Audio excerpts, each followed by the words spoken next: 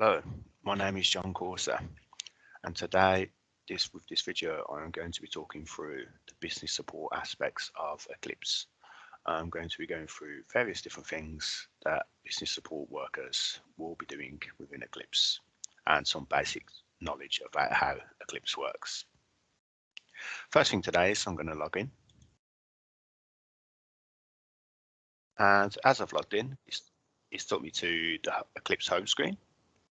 So whenever you log on to Eclipse, this is what it's going to look like. You can tell we're on the home screen because we've got a blue circle with a little house in it, indicating you're on the home screen. Next to that, it says my name. When you log on, it should say your own name. And in the brackets next to that is a PER number. Now, this is my unique Eclipse number. Similar to on Care First, you have your own Care First number, but on Eclipse, you will have your own Eclipse number. They're different numbers. You can see this has got a PER. Now that stands for person. So both clients and staff will have a PER number. Teams and organisations will have an ORG number. And the teams and organisations numbers will also differ from Care First to Eclipse. We can see on the left hand side, there's a menu column. This will have more options when we actually add a client later when we're on the client's page. We've got a My Summary Overview page. And this is showing me all the teams I'm allocated to within Eclipse and what work I've got overdue for each team, reminders, on time, paused, errors, and how many clients I've got allocated. I can change to my tasks. And we can see up at the top, which I'll discuss in a bit shortly, is I'm on business support, so I'm only looking at the pieces of work I've got for me on my business support clipboard. I can also look at my team's tasks, and that will show me if people in the team have got work outstanding if I need to cover. And if I'm on a manager profile, I can look at my colleagues' tasks. I'm just going back to my summary. At the top, this bar at the top here will stay there whatever screen you're on in Eclipse. It's got a little search option at the start. I will talk through that later, but that will stay there all the time. It's quite a handy feature. In Care First, you didn't have the search bar there all the time. Next to that is a little history button. And you can see there it says recently accessed records. So if I've been working on a client and I go and work on another client and I will go back to the previous client, I can use that. I believe it will show, I've only got one client on there at the moment, but it will show up to 200 clients, I believe, from your recently accessed ones. Here is the change teams button. So it's a little black circle with 3 black dots. As I said, I'm on the business support one, so if I click on that, don't worry, I've got a lot of teams showing there because I'm in a training environment. When you're in live, you should only see the teams that you have access to on Care First. So as I said, I was on the business support one. If I change it to Doles and I go back to my tasks, you can see that the one that was on there before is gone. And that's because when I look at my summary, I've got no work assigned to me on Doles. So I'm just going to change back to business support. At the next button, you can see it's got my name. So it should have your name. It's got a little person there. And this is your own login details section. You can see there's the option to change the password, change secondary password, and change the notification settings. I will discuss the notifications a bit later. There's a Learn How To button. Similar to how if you've ever used the Learn How To feature in Word or Excel or Outlook, it's very similar. You type in there what kind of guide you want to look for and it will find it for you. I'm not going to look into that now because that's quite straightforward. We've got a log out button. Obviously, again, quite straightforward if you want to log out for whatever reason. And then we've got some buttons, blue buttons here. If you're a manager, you'll have an authorization button. So if you need to authorize work, not likely people in business support would be doing that, but you can click on this and it will list work that needs to be authorized. You can see here there's quite a lot. I will show you that feature a little bit later. The work lists is the standard view that you get. And then we've got an allocation tab. So if you're someone that has work social cases actually allocated to you, not likely in business support, but they could be listed here. And we've got a dashboard, which I don't think works in the training system. but that would be related to cases allocated, so it's not something business support would really be looking at. As you can see, we're on the My Summary overview. There's only a filter button here. If I change to allocation, we now have an add person button. Now there's two places you can add a client in Care First. You can do it from the allocation screen, and then you've got the add person, and also when you're on a client's desktop. So I'm just going to add a person because that's the first thing I'm going to show you how to do today. And I clicked on the button. It's brought up an add person screen. Now throughout Eclipse, when you're using Eclipse, you'll see that these questions with stars, these are mandatory questions, and ones without stars, non-mandatory questions. Now if I try to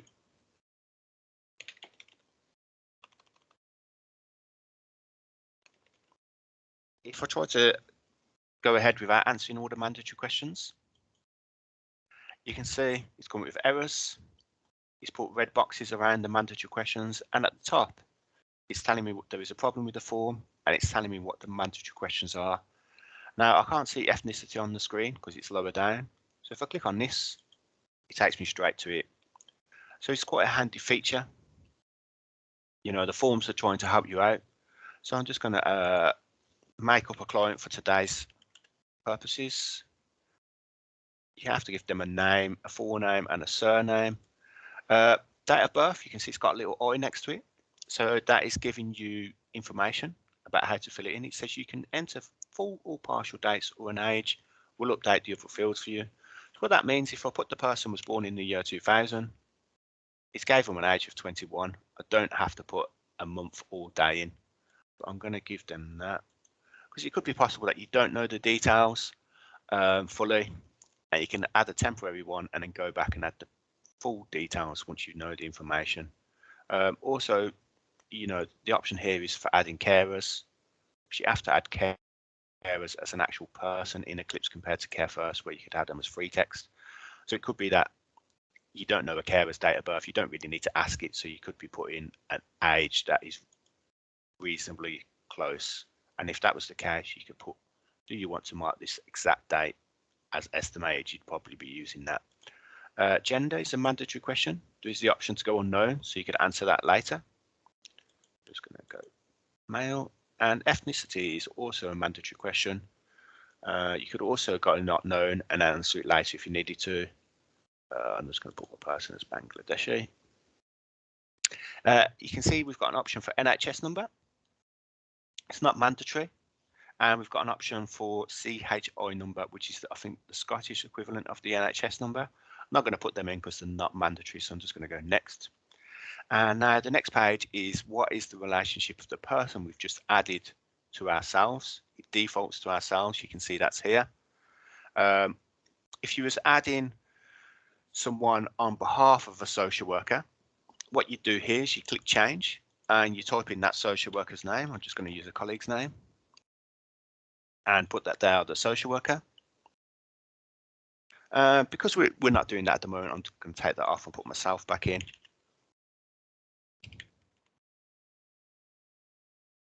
But the majority of the time, I'd imagine if you're someone that's adding clients, it'd be mostly the contact center that'd potentially be skipping this. But for today's purpose, I'm just going to put myself as the social worker and save. And if you've done everything correct, it should take you to the person details screen, or in Eclipse, it's called the identification screen. We can see now where we had a blue circle with a house in it before, it's now changed to a blue circle with a person in it.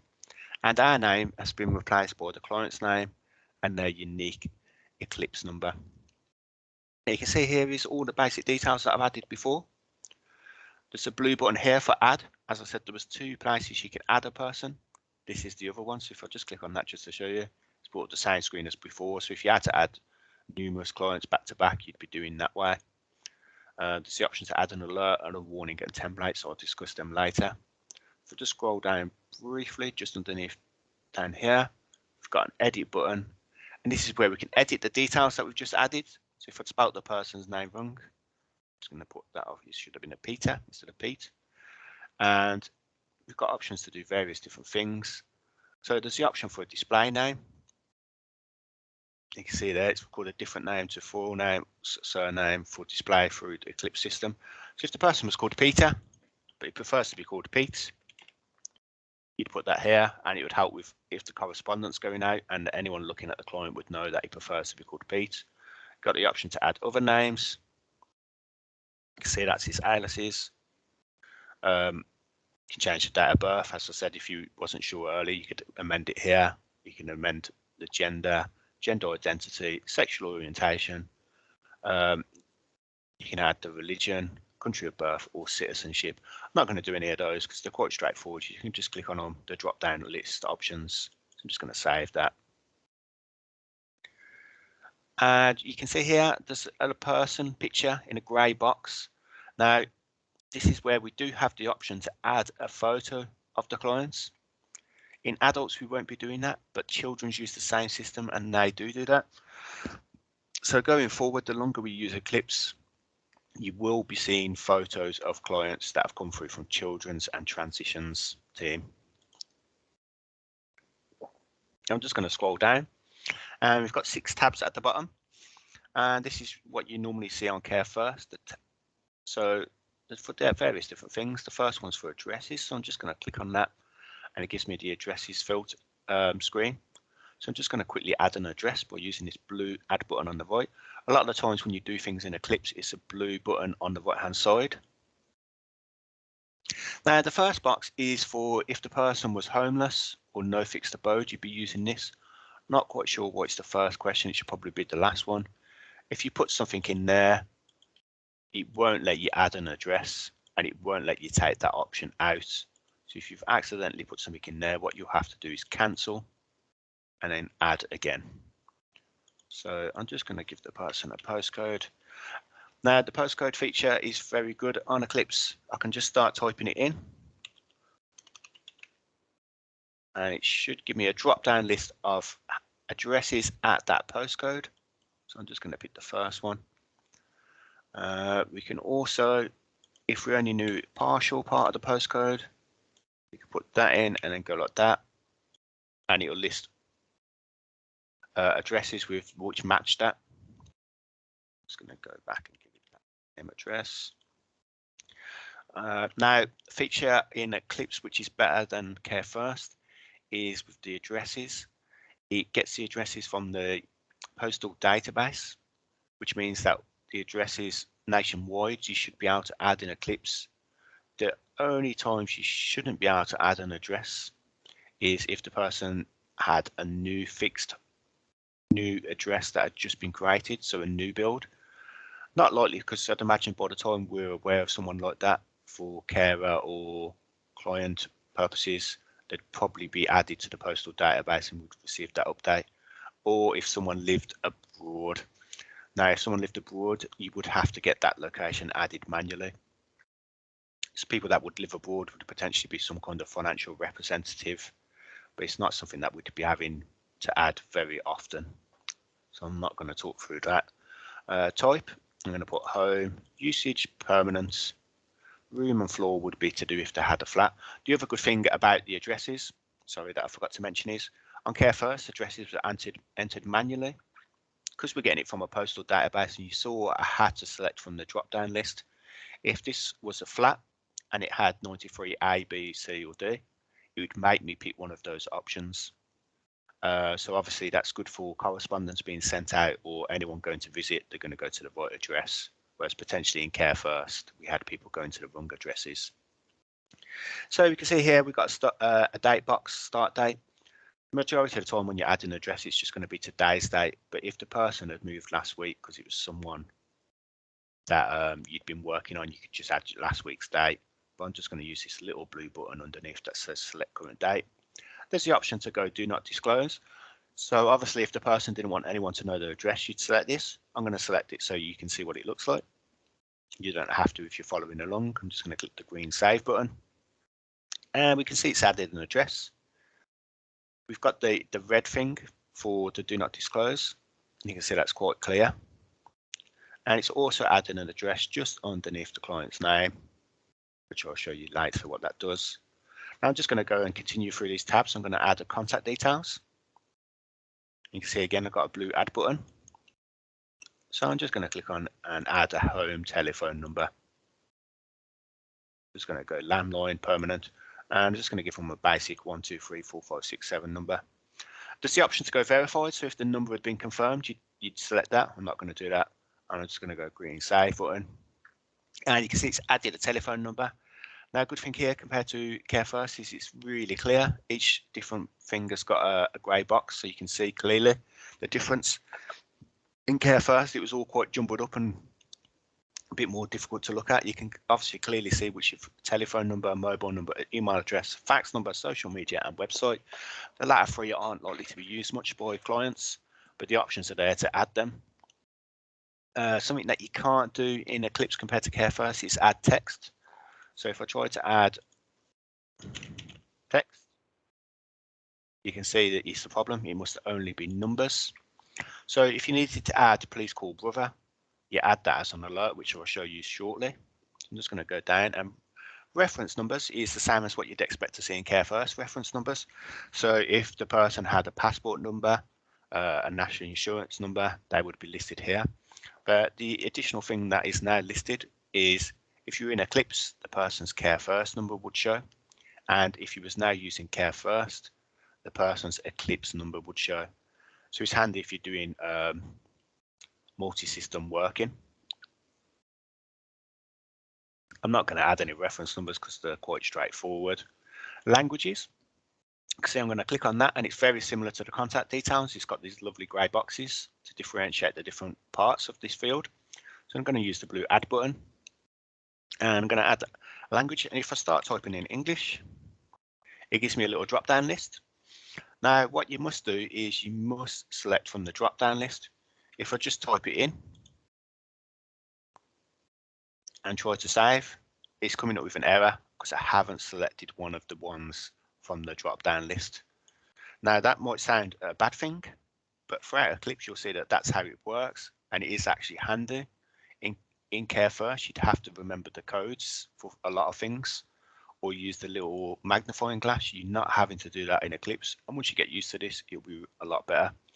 There's the option to add other languages. Proficiency in English. So obviously, that's not a mandatory question, but if I change this to say France, or French even, it's a mandatory question now. Because obviously, if their first language was French, we'd need to know their proficiency in English. I'm just going to change it back to English though, if that's proficient. This also, if it was a different language they spoke, there's the option for an interpreter required button, and we can give them non-verbal communication skills. There's quite a few there, which is obviously quite handy for certain clients. I'm just going to save that. And you can see as the contact details, it's quite clear and easy to look at. Now, the next two tabs, we've got education. That is more related to children, so I'm not going to look into that. And physical items would be if the person has, say, a file at Iron Mountain or some other kind of physical items, it would be shown in there. Very similar to what you'd expect to see in Care First. We can shrink these to tidy them up. You don't have to do that. I'm going to do that. And I'm going to go back to the top, and we can see we've got an address and a telephone number now just underneath. And they're in blue because these are hyperlinks. Now, if I click on the address, it brings up the address in Google Maps. You can see a little picture of some addresses. So obviously, if you needed to go and visit the client, don't think many people would from business support, but you never know. You could go use this to print off directions to the address. You could see pretty much where you're going. You could probably plan your day if you needed to plan your lunch afterwards. If you were someone that had a work mobile phone with Eclipse, you could use that to use it as your sat nav. So it's quite a handy feature, depending on the work you do. So I'm just going to close that. Also, if you was using a work mobile phone and you needed to call the person, you could click on this and it'll take you straight to the calling screen. Now, as I said earlier, I was going to show you these alerts and warnings.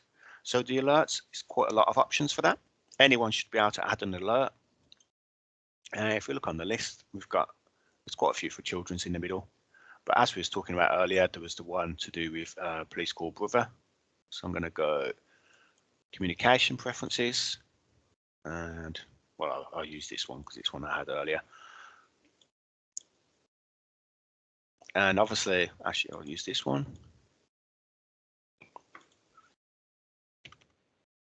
So obviously if the person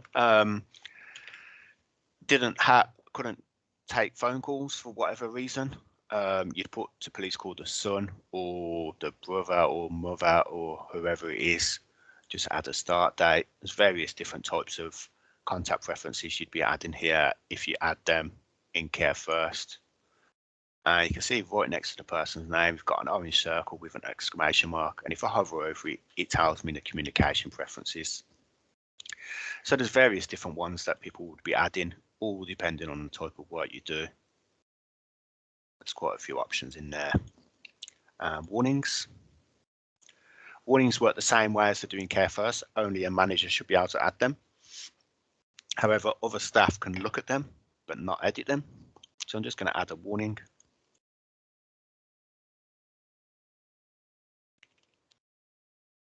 It's exactly the same way as the alerts.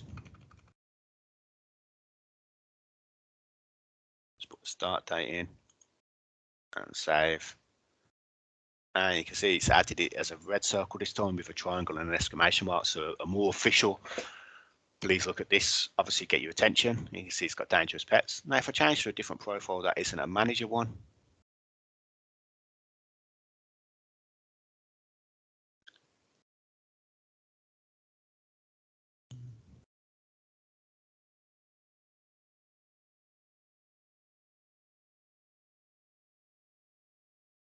you can see I can't edit that because I'm not a manager.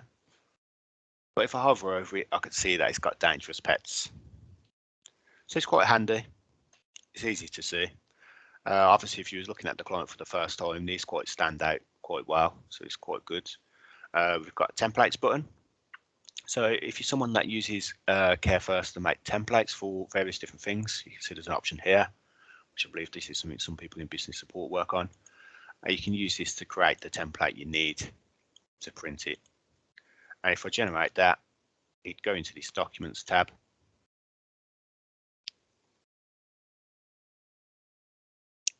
And you can see it's here ready for me to download and then print.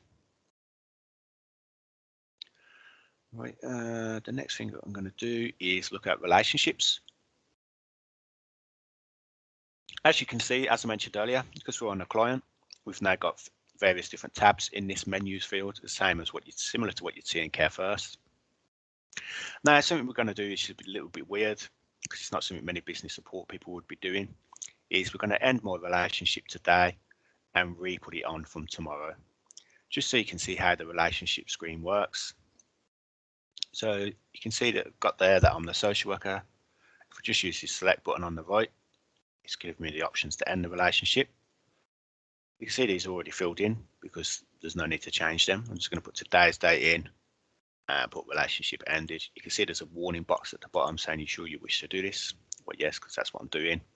It's good that it's there in case you've come onto the wrong screen. You can just go yes. You can see that's ended. And then I'm just going to re-add it from tomorrow. This is just so you can see how these things work. You can see it's giving up different types of relationships. We've got family, social, professional, organisation and team. So I'm just going to go professional. To add someone, it's quite easy. I can just start typing their name in. And you can see it's got the options as a drop-down list, and as I said, you have to pick from the drop-down list earlier for various different things in Eclipse. So I'm just going to select that. I'm going to put myself back as the social worker. And if I try to put today's date and save, it won't let me do that because I'm still already there as a social worker from today. So Eclipse is a clever system. It won't let you have overlapping relationships for the same thing. Whereas Care First, we had that, and we'd have multiple relationships for the same things overlapping. And because, as I said earlier, carers have to be added as an actual person on the system, we won't have them overlapping as well. So I'm just going to put tomorrow's date in. If it's a one box for a date, I can put +1 or -1 and use the same as what you'd expect to see on Care First, or use the little calendar. So I'm just going to do that. Don't want to mark it as estimated. If I scroll down, there's other features of this relationship. I'm just going to put myself as the allocated worker, but there's various different things. I'll show you some of those in a second. I'm going to save it. You can see that it's been re-added. I'm just going to add a family relationship.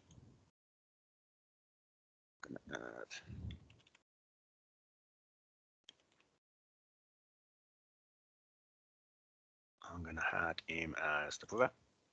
And because I'm adding a family relationship, you can see I've got the options to add half brother, step brother, multiple birth.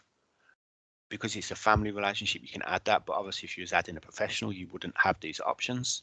When did it start? It's already been filled in. And Eclipse, as I said, is a clever system, so it picks the date of the youngest one. Because if you was adding a relationship, that would be when it had started, a family relationship. And I'm going to put that my person is the carer and the key holder. I'm going to put power of attorney and save. And actually, what happens then is, because the system's clever, it wants to know if I want the social worker to be the same person for both. It's giving me that option to do that, but I don't want to do that right now, so I'm just going to cancel that.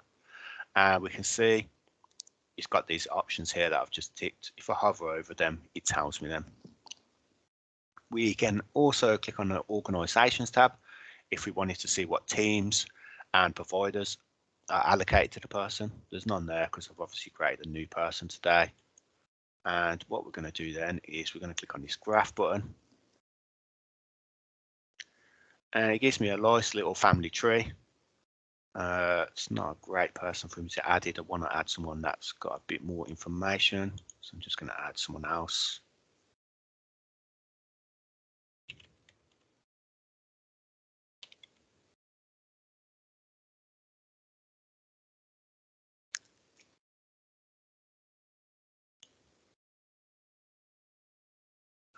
Okay, so it's only added one more. What would happen here is if one of these people that I just added had other relationships on there, the system would add them for you on your behalf. So you wouldn't have to add them again, because if Tyrone Mings already had a brother on the system, it would add them as Pete's brother as well. Unfortunately, none of these two people have got other relationships, so it hasn't added them. So on this graph, you can see we've got a blue circle around some. That indicates that they're a male. If there was someone with pink, they'd be female.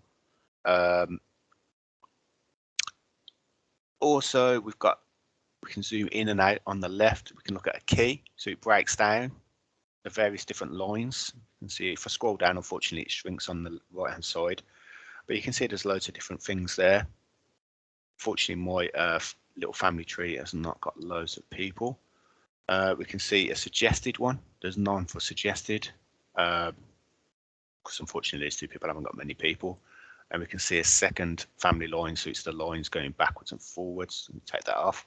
Another good thing about the relationships is if Jack Sparrow had a warning, and his warning was he doesn't want anything to do with Pete, what would happen here is it would have a warning up here, and when I hover over it, it would have one of the relationships has a warning, and you'd know to go and look at the relationship screen to see that who the warning is.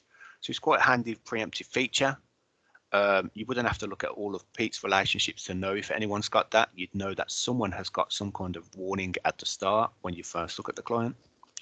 The graph isn't something really many business support people would be using, but it's quite a handy little feature. The next thing I'm going to do now is to just go through the case notes. Now, case notes is the replacement for observations on Care First. They work very similar. I'm just going to show you through those. We can see we've got loads of blue buttons again on the right. And I'm just going to add a case note. So you can see it's brought up the screen. We've got the options for date and time here, or we can use these blue buttons underneath, select current date and select current date and time. I'm just going to use the date and time because I'm doing it from there. But obviously, if you was adding one for something you did yesterday, you potentially use the calendar or type it in manually. I'm going to go entry type. You can see there's loads at the top. These are to do with children's. In Go Live, they shouldn't be there, hopefully. But if I scroll down, we can see the adults ones. Very similar to what you'd expect to see on Care First observations. So I'm going to go case summary. And depending on what you picked on the left, you may have a subtype on the right. But I'm just going to go case summary, case summary. Just type in something in the entry type. Now, the good thing is about the entry here compared to the one on Care First is it's unlimited text, whereas Care First was limited. So obviously, if you're someone that has to type really long observations in Care First, case notes in Eclipse will be a lot easier for you.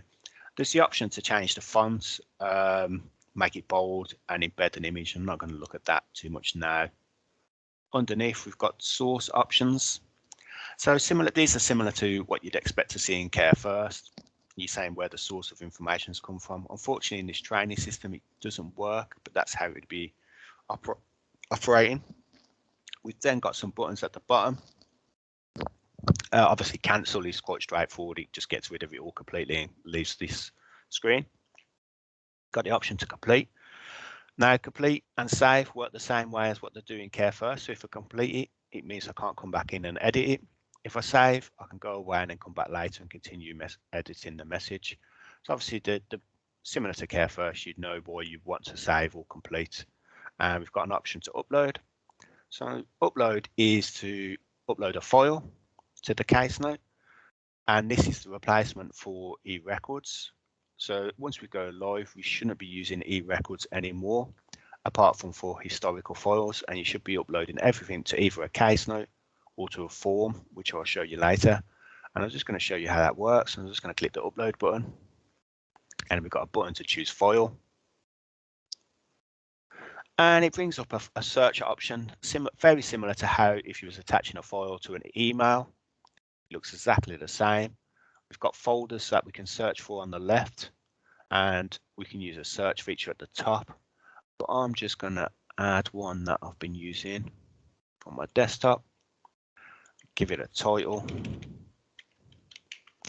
Now, at the moment, there's no naming convention for files, but obviously the better you name it, the easier it will be to find later. So you should be using a good naming, and you've got to give it a description.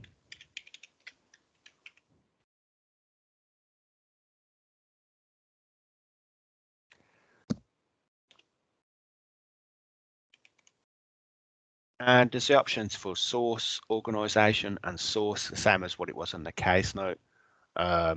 Unfortunately, not working on in the training. And I'm just going to click upload, and you can see that's attached it to it already. It was that quick. If I want to look at that, I can just click on download here. Downloads it. I can click on open file, and it opens it up that quick. You can see how much quicker that is compared to e-records. So what I'm going to do is I'm just going to complete this one. It's just taking a few seconds. You can see that's completed. We've got a little paperclip now to indicate that there's one file there. So back to the file uploading files aspect. If I want to look at the file, I can click on that there, take me straight to it. Want to look at the case note, click on here, and it's got an uploaded files tab. You can see there, and I can just open it again. Now, as I said, because it's been completed, you can't edit it. But what you can do is you can continue to upload files.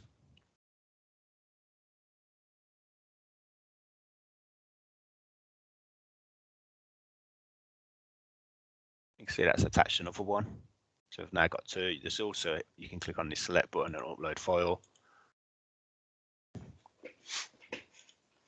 If you've forgot to attach something when you completed it, it's quite good. You can continue to attach files.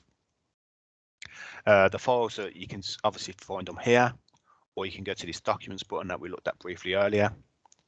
It's not in outputs. We don't want to look at that anymore. We look at case note attachments. And you can see anyone's case notes that have been completed, the attachments will show here. There's the option to filter and search by the name and filter by date. Just go back to the case notes. You can also filter on the case notes on attachments. So you can search for ones with attachments, without, search for the attachment name and where the source of the information has come from the attachment, sorry. So I'm just going to get rid of that filter.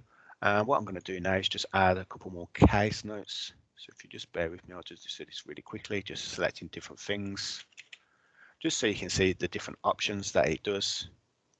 Because obviously, ideally, when you're looking at a client to learn the system, you'd have you'd be able to look at someone with a bit more information than the one that we've added, whereas we've literally got nothing to look at.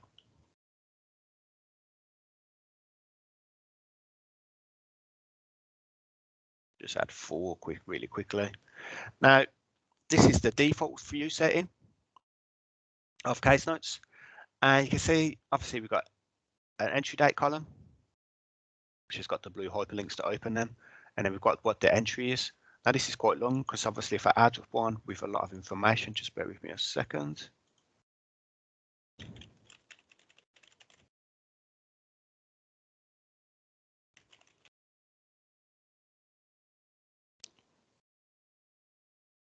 Obviously, so you can see the case note recording a bit better. Obviously, like you know, you're used to seeing observations on Care First. Some of them are really long, and you want to really read what they say before you click on them. So obviously, that's why that column is really long. There's the option for person seen. This is to do with the notification setting, which does work the same as what you'd expect to see notifications working on Care First. Unfortunately, it's not fully working in this training environment. The hope is that it's fixed for go live. So that's why I haven't showed you the notification setting, but obviously that would be if the person's seen it, that it's been sent to. And you've got the files column and you've got these actions columns, as I showed you earlier. Now there is another view setting. So if I click on this view button, you change the view setting.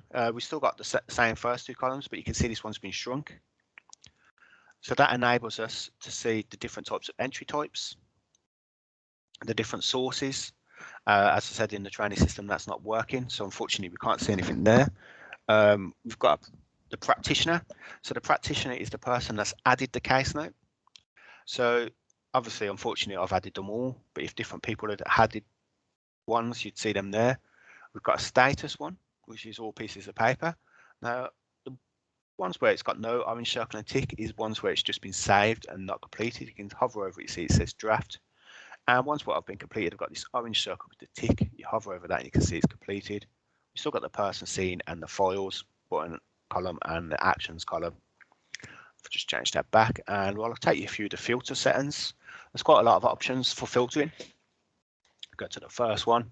So we've got quite a lot of options to filter by different dates. The entry date, which is obviously the date that we added, actually typed in the date or used the current date. That's what that relates to.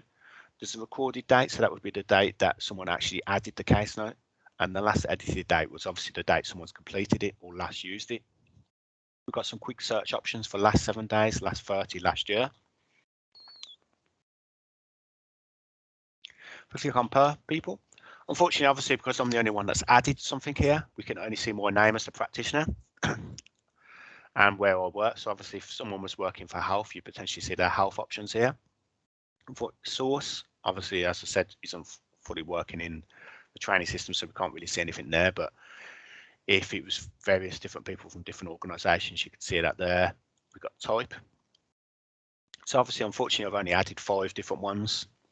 But if you wanted to look at ones just related to budget information, you could select budget here if there was some, or ones if you was looking at safeguarding, you could look at safeguarded ones. We've got the options to look at draft or completed only. I'm not sure why someone would filter on those. And then the one to do with the notification settings, whether it's been seen, not seen, or seen alone.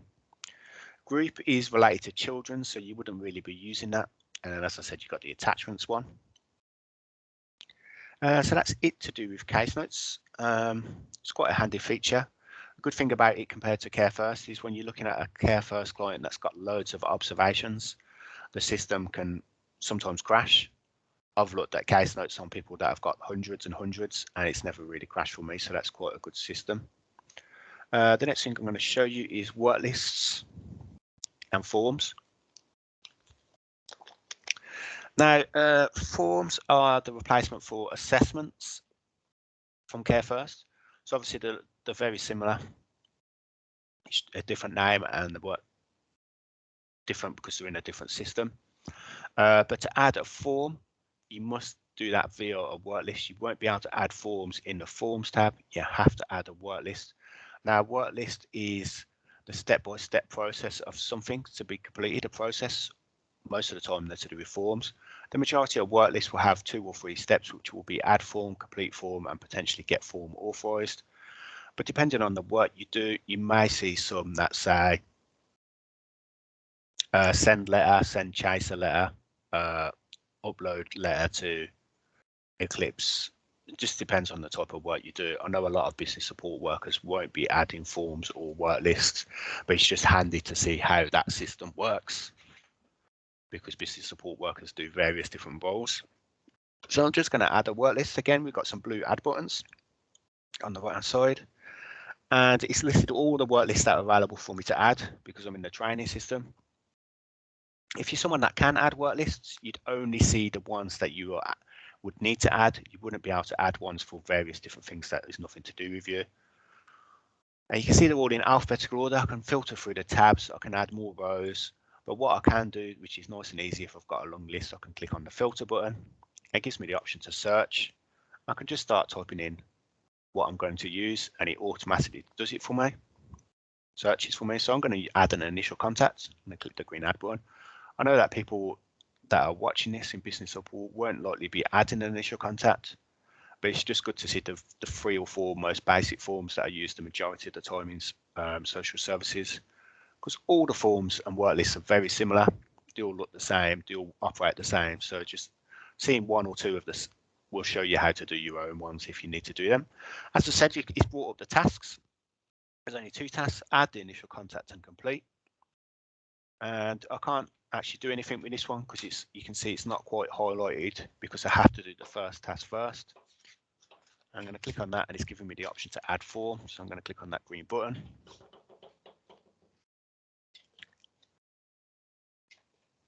Just give you a few seconds, and you can see it's opened the form automatically for me when it gets there. Now, if it hasn't opened it automatically for you, that means you've got pop-up blockers on. And if I just shrink this, if you are someone that has got pop-up blockers, on your address bar, there'll be a little thing that looks like a little calendar, and it will have a little red circle with an X in it, I believe. And if you just click on that and then click on allow pop-up blockers, that will allow you to, it won't block them popping up again. And then if you've had that issue, you can just click on where it says the form that you've opened in blue writing, and it will open it for you. So a good thing about forms is they open up in a separate window compared to assessments in Care First. So if you're someone that had to do working on various different things, you may have to save and exit the assessment, go away, look for something else, bring it back, and vice versa. Because it's opening in a separate window, what we can do is, if this first box I needed something for my case notes, I can just click on my case notes tab in the background, open this case note, I can copy the information from here, go back to my form, and then paste it in here, and vice versa. Good thing about that is, obviously, you know, if you're someone that needs to work on multiple forms at the same time, you have got a lot of flexibility. So if you was working on 2 clients that had the same kind of service, you could do both support plans at the same time. All depends on what kind of work you're doing. It's got various different pluses, and so it's really good. It's my favorite thing that it does. So I'm just going to make it bigger. All forms looks the same, as I said earlier.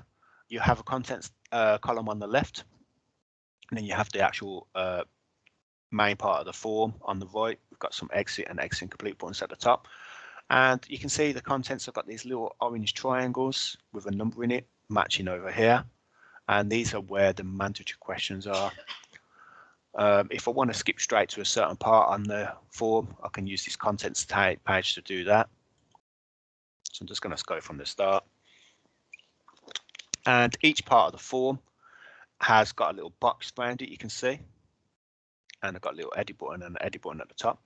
And what that's doing is so you can save as you're going along. So if I was to have got to here and the system crashed, I wouldn't have lost all of this at the top. I'd only be losing this box that I was working on. Whereas in Care First, you could potentially lose the whole assessment. So it's quite a good system. It's helping you out as you go. And to go through the form, what we have to do is we can click on one of these edit buttons in that first box. You can use either one. You can see the edit options have gone. We've now got save, save and next, and cancel. Cancel is obviously if I wasn't happy with what I've done, I could just get out of it. Save would be if I had, let me just quickly put something in here. Save would be if I needed to leave the form and go away, I could save and then exit. And if I need to go and get more information from somewhere, I could do that and come back. Or if I need to reassign this form to someone, that's what I'd be doing. But the majority of the time, if you're going through the form and only you do the form, you'd be going save and next. And that what that does, it takes you straight into edit mode of the next part of the form. So it's quite a handy feature, and that means it's saving the form as you go. So I'm just going to quickly go through this form and go save and next. Another thing to do with the forms and how they're clever, if I go to, I'm editing this part, if I don't really realise where I am, and I'm trying to edit this last bit. See, it's took me straight to the top. Edit in progress. You are already editing the details section, details of inquiry. Please cancel or save before attempting to edit another section. Now, because the forms are trying to save as you go, you can't edit two sections at the same time. But it does help you out with this. It's not allowing you to do that, and it does tell you where you are editing. So obviously, it's told me there. If I'm unsure where that is on the form, I can look at my contents page column, sorry, and we can see there's a little square with a pen in it. It's indicating I'm editing that section, so I can just click on it. I can go back, and you can see that I haven't got the edit buttons. I've got the save, and next. So the system is trying to help you out as you go. I'm just going to put a load of nonsense in these boxes because it doesn't really matter, because I'm only showing you how the forms work. No.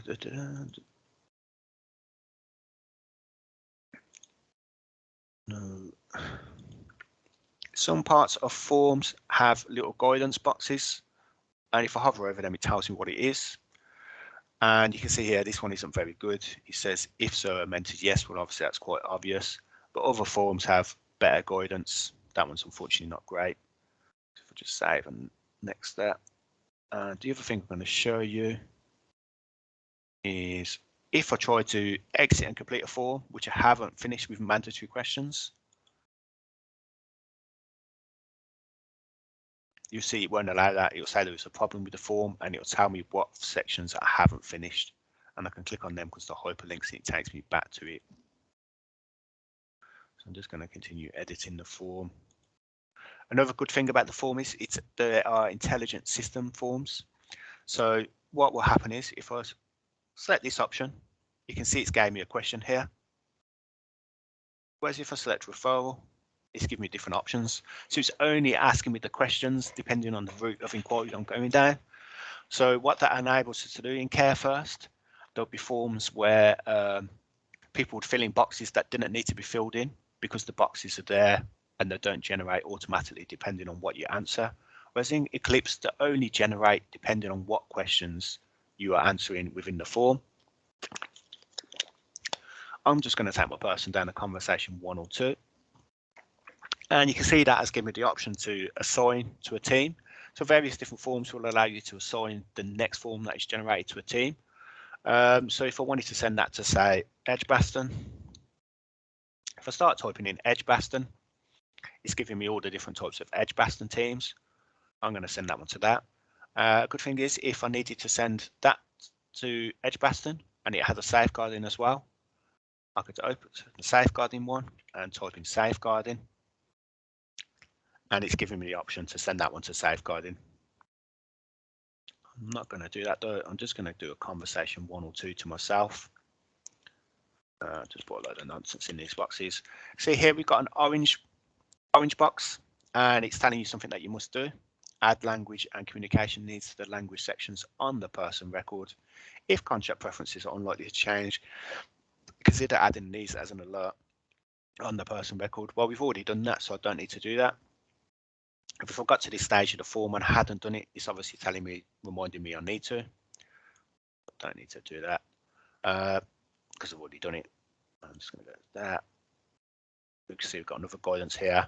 This one's telling you a bit more information. Is the person already receiving care through Birmingham City Council? Change to yes if the person has review work list.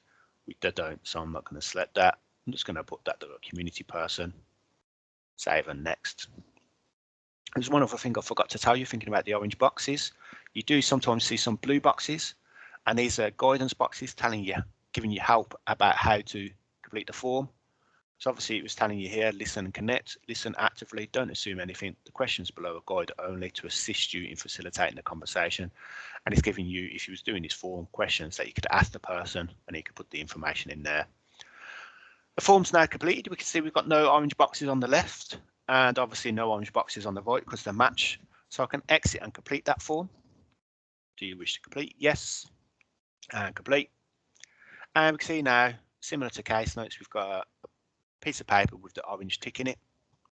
If I go to my work lists, it will have generated the next work list for me. I understand business support won't be doing these initial contact or conversations 1s and 2s and 3s. We're just going to go through them to show you how the forms work and the work list because they're all the same as I said earlier. Now if I click on the work list for conversation 1 and 2, you can see again it's only got 2 tasks. So I'm just going to add the conversations, add form. Now this form's got a subtype, so some forms have subtypes, and it asks you, if it has a form with a subtype, it will ask you the question at the start of the form and at the very end of the form. And it's normally because the form could be multiple different things. So this form can be a C1 and C2, a C1 only, or a C2 only.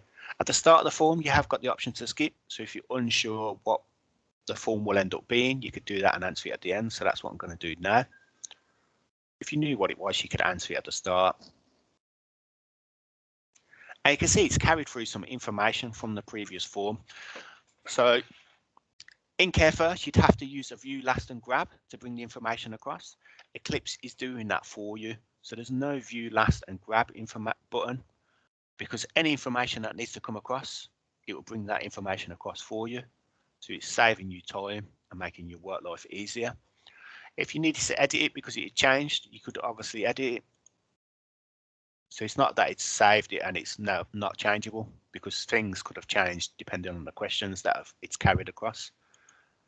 So I'm just going to save that and go next. You can see there's another guidance here.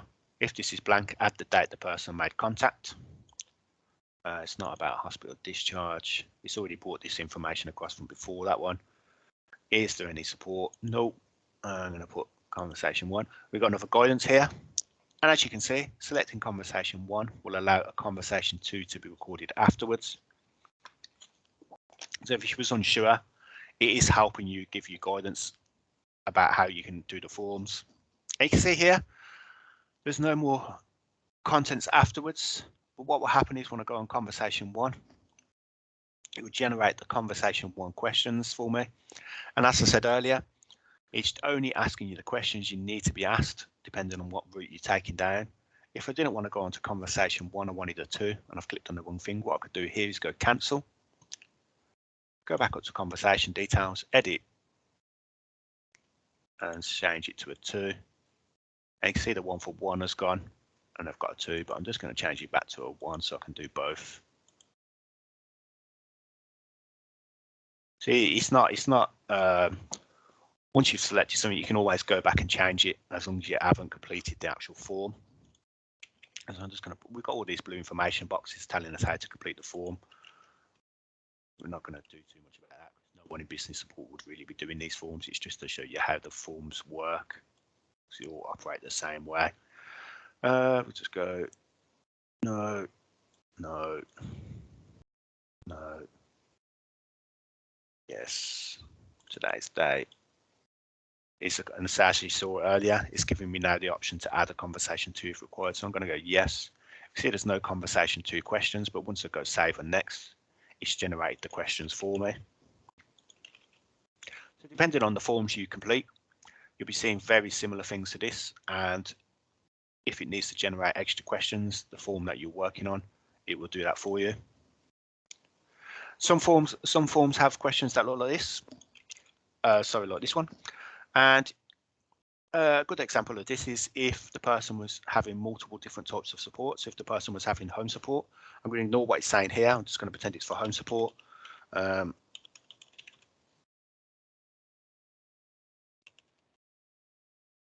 was also having daycare, I can do a plus.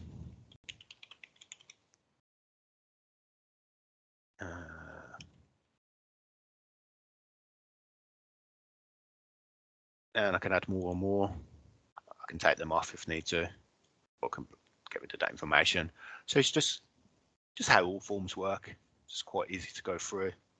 Save and next. Put some information in. Put it's done today. Obviously, if you was doing this, which business support wouldn't be, it would be social workers. It's not likely everything would be completed on today's date, but just because it's just a training video, we'll just put today's date for everything. I'm going to save and next. We're going to put that to going for. So we're going to go for a conversation 3. Obviously, there's different options here. Depending on what you pick, it will trigger different things because this is the outcomes. So put today's date. And it's already got that from previous. Save and next. See, we've got no orange triangles again. I'm going to go exit and complete. Yes. And as we was able to skip this earlier, I can't skip it now because it must be answered because we're trying to complete the form. And we know we did a C1 and C2, so I can select that and go complete. And we can see we've got the piece of paper with the orange circle and tick. And if I go to work lists, we can see we've now got a conversation 3. The conversation 1 and 2 and the initial contact, as I showed you earlier, are 100% completed. So I'm just going to go on the conversation 3. This is the last form I'll show you. And we're just going to add the conversation 3, add form.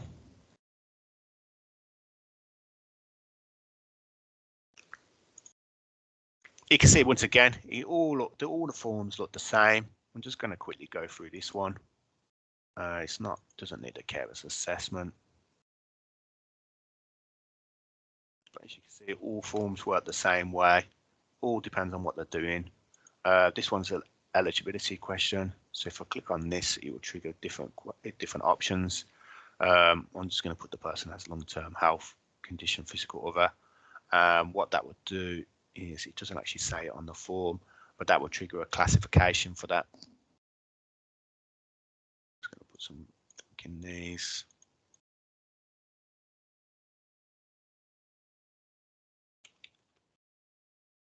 The question, the forms all work quite easy. They're quite straightforward to go through.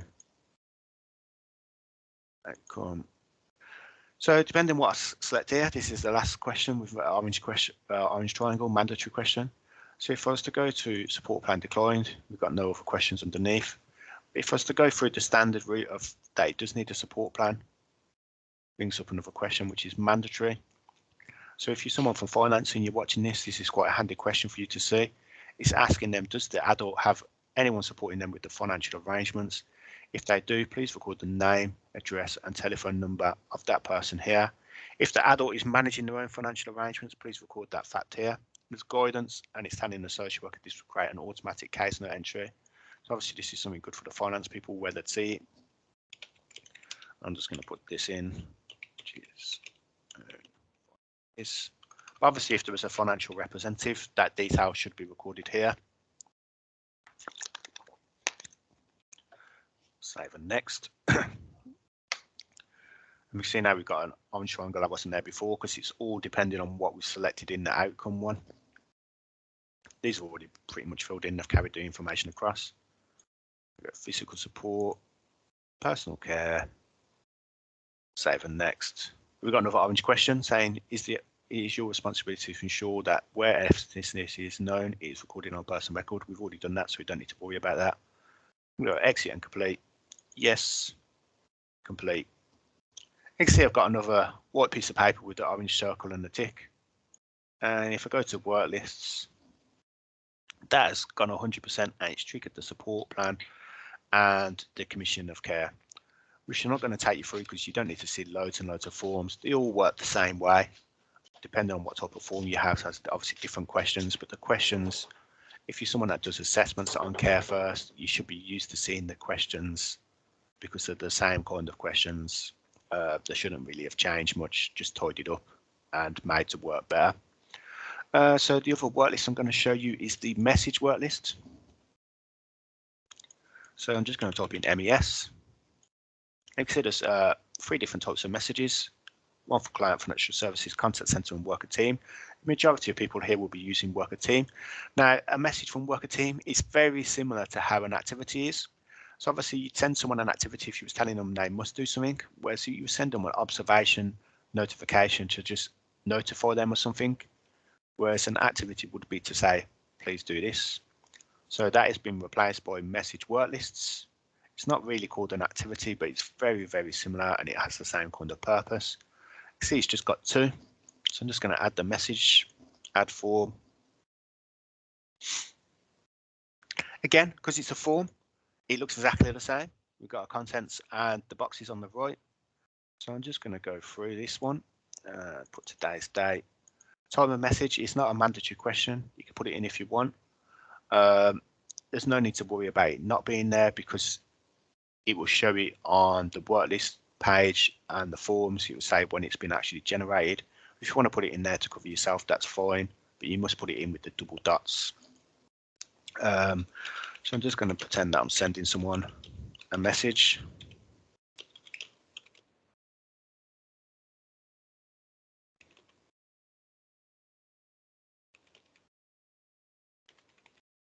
And we've got the option to generate an automatic case note for the above. So if you go yes, it will put all this information up here as a case note for you, so you don't have to put it in as a case note as well.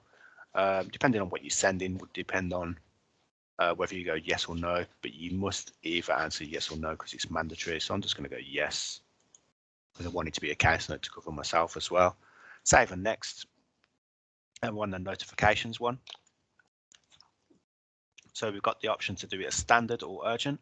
Urgent would be giving a 24-hour timeline, and standard would be giving them 2 days. I'm just going to put a standard one. Got the option to send to a work or a team. I'm going to pretend that this client isn't allocated to a work and I'm going to send it to a team. I'm going to show you both options, but I'll go team first. And I'm going to send it to, because I'm working on the business support team, I'm going to send it to them. And I'm going to save and next. I forgot to say, as you saw, there's a drop down. You don't have to put the codes in. You literally just start typing the name in. If you know the code, you can put the code in. But just start typing in the name and it finds them for you. I'm just going to get exit and complete. Sure you wish to complete? Yes. And complete. We see we've got the white piece of paper with the orange circle in the tip.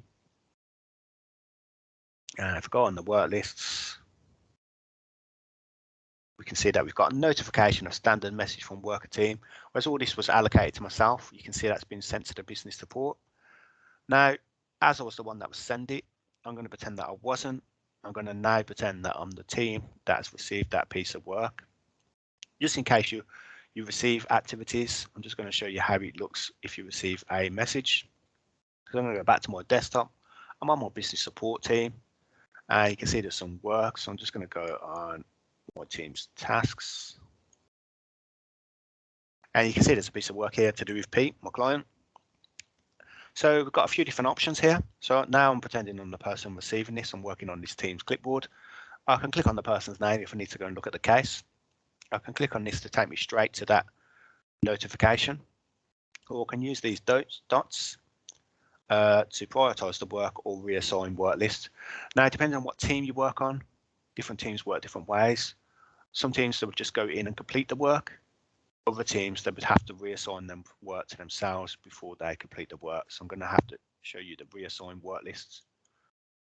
So you can see because it's been sent to a team, it's automatically on the team option. I want to change it to an individual owner because I'm pretending I'm the person they're receiving it from that team. I'm going to allocate it to myself so I can do it.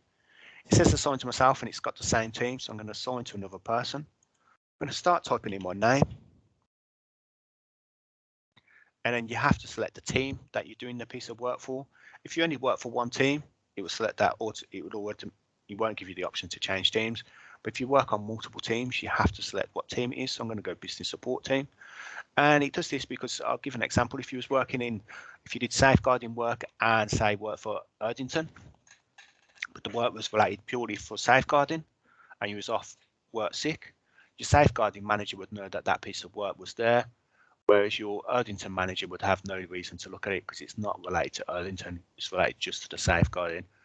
So it just keeps the work in the right kind of places. So I'm just going to save that. And I'm going to go to more tasks.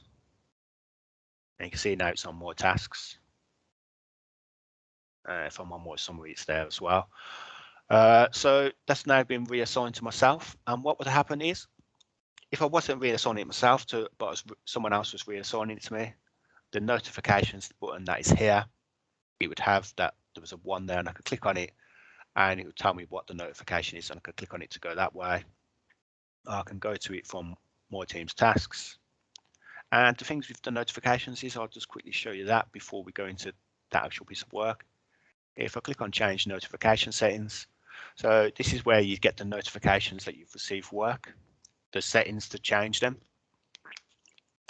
The option of SMS, I don't think that's going to be enabled, but you could have it for your email or through Eclipse.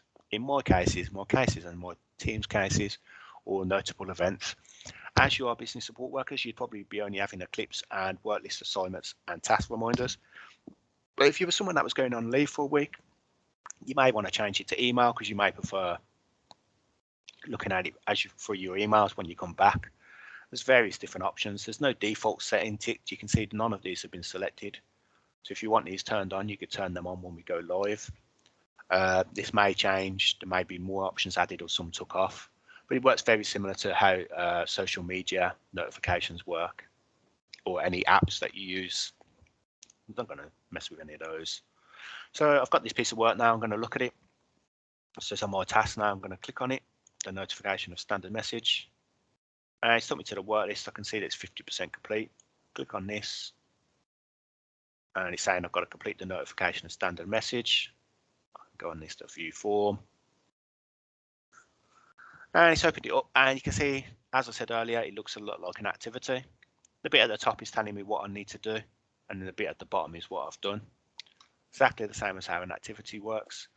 So I'm just going to put at the bottom, I have called Pete.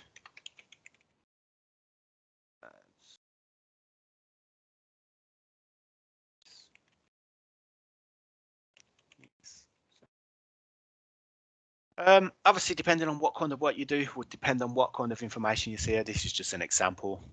It's not obviously what people would be doing. It's just an example. So I'm just going to save, and I'm going to exit and complete, because I've completed that piece of work. You can see that notification's now got the white piece of paper with the orange circle.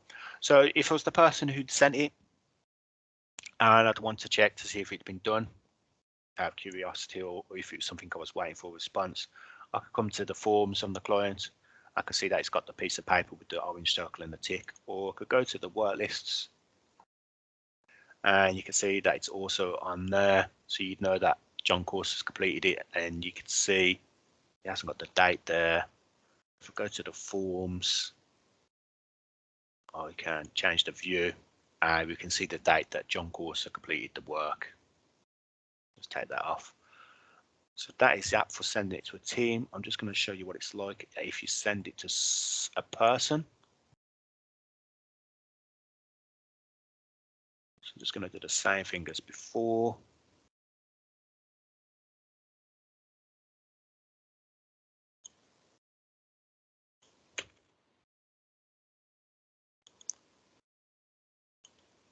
So put it as standard again and send to a worker. And we can see when we was on send to a team, we had the grey box, and you could send it to the team. You could type the team in. Unfortunately, send to a worker is working slightly different. The hope is that by go live, they both work the same way, because that send to a team option is obviously quite easy and works quite well. But send to a worker, you can see it's coming up with the blue information box. So even though it's not working the same, it's good that it's telling you what you need to do. It's saying completing this form will generate a notification work list assigned to you. Please reassign this notification to the relevant worker. They will not see it unless you do so. So I'm going to go save and next, exit and complete, yes, and complete. And if I go to the work lists, we can see that we've got one that's 50% that's assigned to myself. Now, obviously the one before, you saw it was sent to the business support team, but this is assigned to myself. So what I'd have to do is click on this blue select button on the right, reassign work list. And as we saw earlier, you'd this is how you'd reassign it to someone. It's automatic because it's assigned to a person this time. It's on automatically on individual owner, which is what we want it on. It's automatically assigned to myself, but we want to assign it to another person. So you'd just go in here and type the person's name in. Because we're only doing it for training, I'm just going to send it back to myself. I'm just going to show you what it's like. So you just start typing in the person's name, click on it, and again, as we saw just, you have to select what team it's for. And I've explained that already, so I'm just going to go back to business support team. And I know seems a bit silly because I'm sending it from myself to myself, but obviously you'd be sending it to a person that you'd need to do the piece of work, a social worker or someone in some finance team or whatever type of work you send out. So I'm just going to save, and then I'm going to pretend now that I wasn't the person that sent it, I'm the person that's receiving it. I'd now also have a notification up the top to say I've received a piece of work, and I'd go to my desktop, my home page, sorry, and I can see that I've got another piece of work here. I wouldn't need to reassign it to myself. I could reassign it to someone else if I needed someone else to do that piece of work for me. I could click on the person's name or click on this. I'm going to go do exactly the same as what I did earlier, just to show you again, because it works exactly the same way as the one you've received from a team, because we assigned it from a team to ourselves. Just going to complete view form. I can see again, it looks exactly the same as the one we saw earlier. It's telling me what I need to do at the top and what I've done at the bottom. Nonsense in there because I've already showed you once, and I can just exit and complete. Yes, complete. And we've now got the white piece of paper with the orange circle and the tick, exactly the same as the one we had earlier. So if the person was looking to see if it had been done, they could just click on the view button.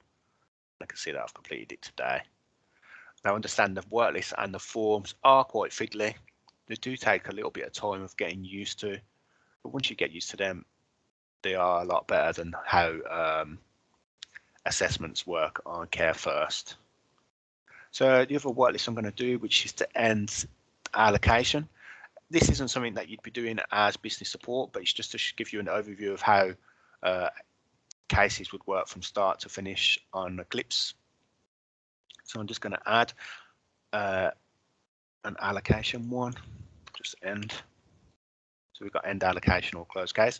Now on Care First, if a social worker was to end the allocation or close the case, they'd send the SPD/manager a observation to say I'm no longer need to work on this case for whatever reason.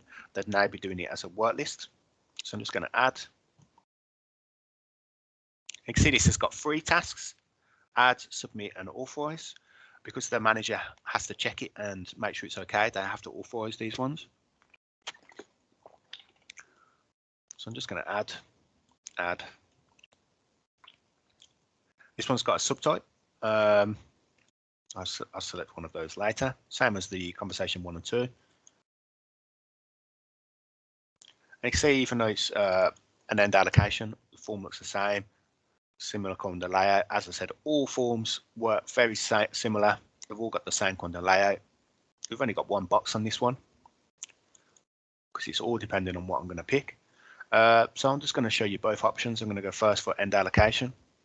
You can see here there's a blue information box. It says select close case if all worker involvement has ended and no services have been provided.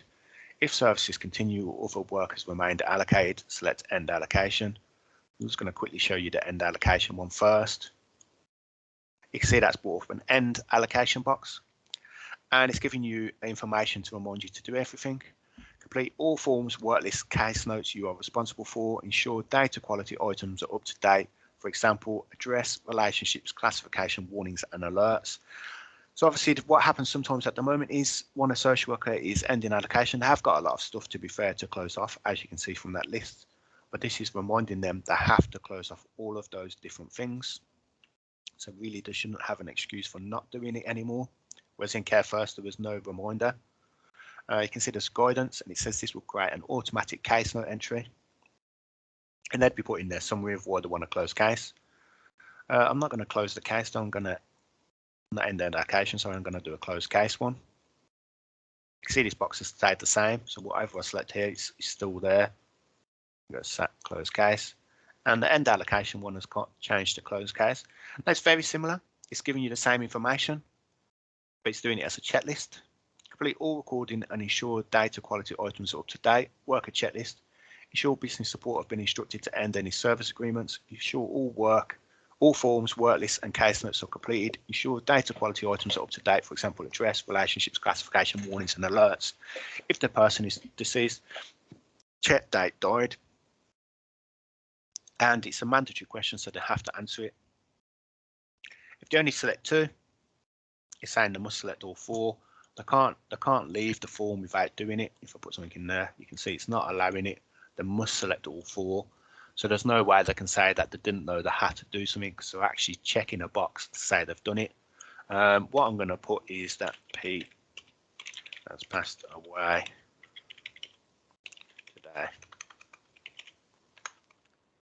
Had a bad day, I'm afraid. He's become a client and passed away on the same day, but it's just to show you how the system's working. We've got a guidance again. It says it will create an automatic case note. So obviously what the social worker would do here is they'd be sending off any forms they need to do to end service agreements. They'd be making sure all of this is done. They'd obviously be making sure all this is done. And if the person is deceased, they'd obviously be checking the date passed away and making sure they've informed the person to close down anything else that needs to be closed. And it says on authorization of this form, a record closed classification will be created for file retention purposes. So I'm just going to save and next. And we can see, unlike the other forms that said exit and complete, this says exit and submit. So for exit and submit it, it's saying you sure you wish to submit this form? Yes. After select a subtype like we did on the form earlier, we've gone for close case and submit. And this one is different to the other forms. Now you can see you've got the piece of paper with a blue circle and a tick, not a tick, sorry, a question mark, and hover over it, it means it's been submitted. And it says it's been submitted by myself. If I go to work lists, where is that one? You can see it's on 67% because we've done 2 out of the 3 tasks. It's not really telling me what's happened with it, but I can see that on the forms. And what it's done, if you've got a form that says submitted, it gets sent straight to that person's manager for them to check. If I go to my homepage, I'm on the manager's profile for business support team, so I can look at the authorizations and we can see it's here at the top. So if I was this person's manager, I could look at this. I could look at the client to see what's happening, and I could look through the form that they sent me to look at, and there's a select button here to obviously view the form again.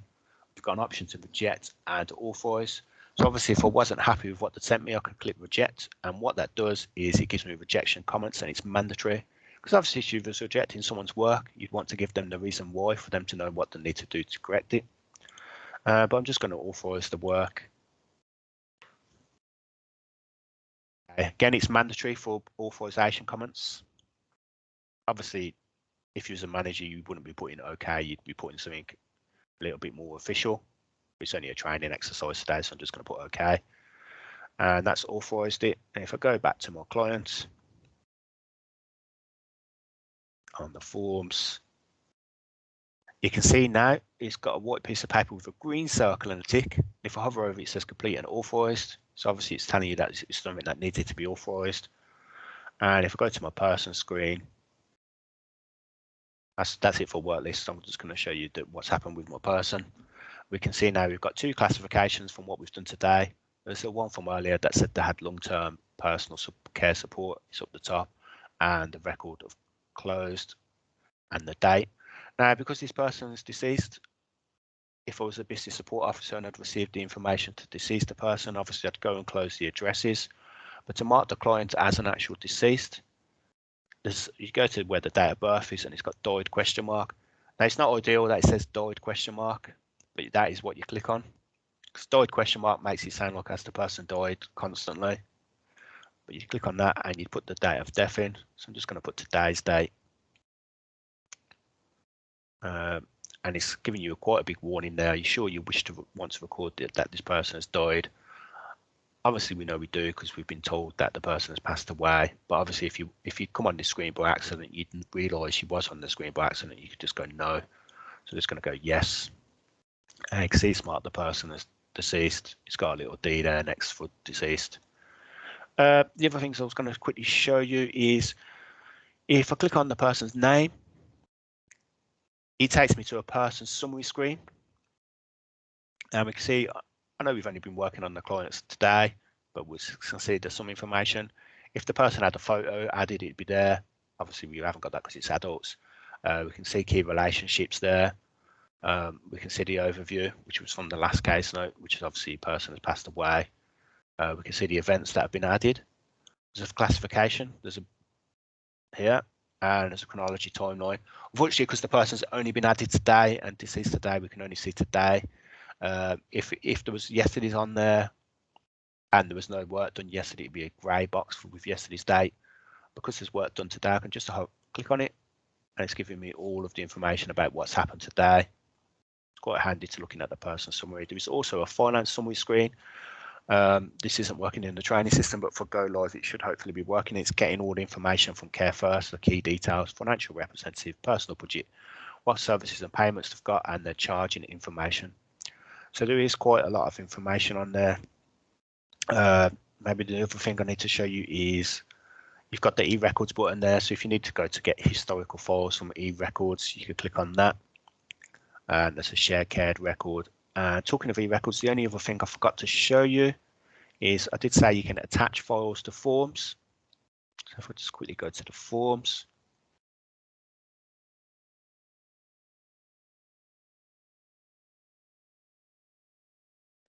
So if I needed to attach something to say this form, I can use this blue select button on the right, upload file. It works exactly the same as how the case notes one did. So I can go to choose file.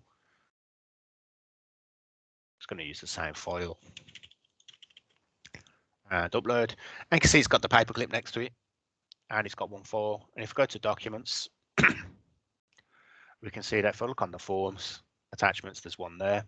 And the other thing I've got to show you to do with forms, if you needed to print off a copy of the form for whatever reason, you look for the form you want, use the blue select button, create document, and you can choose the available document templates for the form.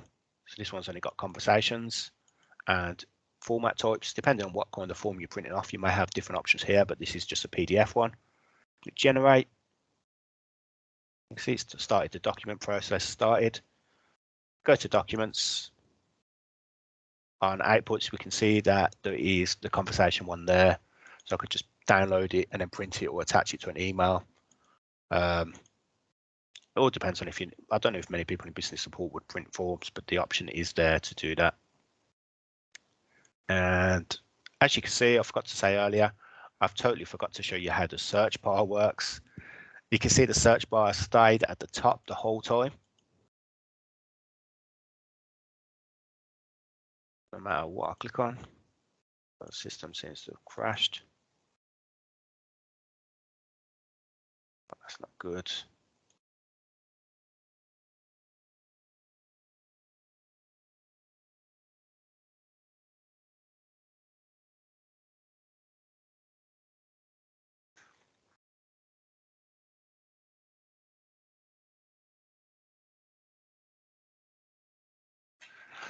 Just give me a second.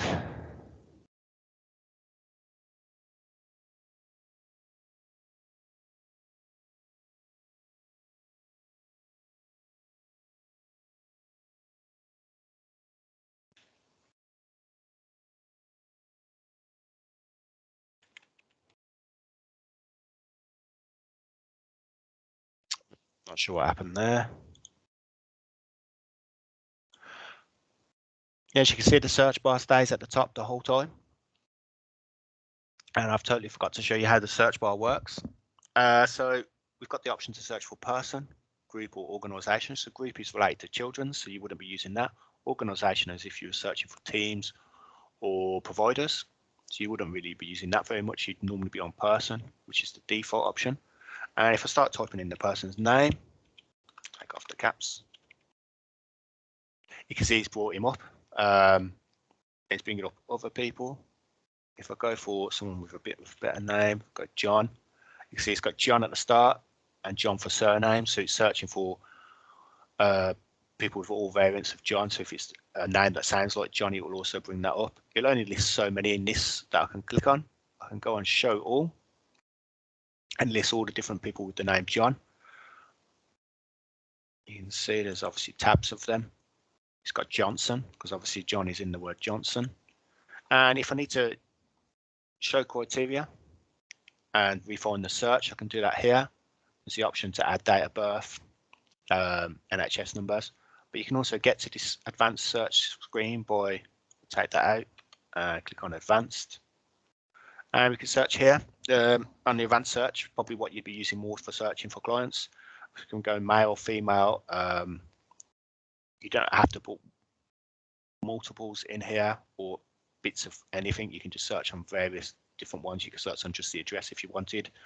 So you can search on obviously the name or ID, the date of birth. You can search on ages between.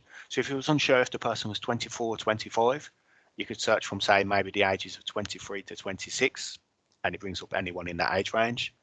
We can search on the NHS number. So if you knew the NHS number, you could add that here. If the person had added it to their data, you can search on the addresses, and you can search on reference numbers. So if you had the person's care first number, you could put that in here. If you knew the person's national insurance number or passport number, you could put that in here. So anything that they have added to their reference numbers in Eclipse, you could search. Now you wouldn't have to type in like that and then put the number in. You'd literally just put their number in and search, and it will bring it up if they had their passport number added. A good thing about the reference numbers is you wouldn't have multiple clients with the same reference number, because it's defaulting to just obviously only one person should have a reference number because it's unique to them. I was meant to show you this towards the start of the session, but I apologise, I forgot. So it's at the very end, which is a bit of a strange place to see the search, but it is a very good search feature. Sometimes it's a little bit too good for its own sake, but there is a lot of good options for searching. Okay, I hope you all found this session useful, and it helps you go through using Eclipse better. Thank you all for listening to the very end, and goodbye.